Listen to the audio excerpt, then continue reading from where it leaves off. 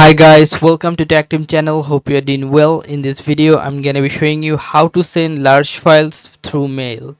You have to go to the mail first, then you have to click on compose, then choose the email ID you want to send like this, choose the subject, and then you have to write here the message.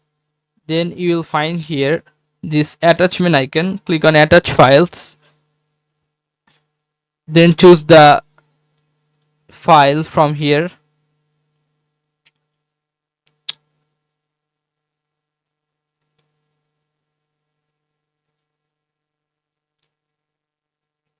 Sorry, not this one. This one is normal file.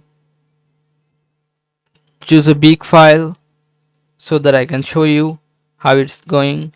Click on this one and you can see that your file is larger than 25 MB. It will be sent as Google Drive link. Okay, so it is 3.2 GB. So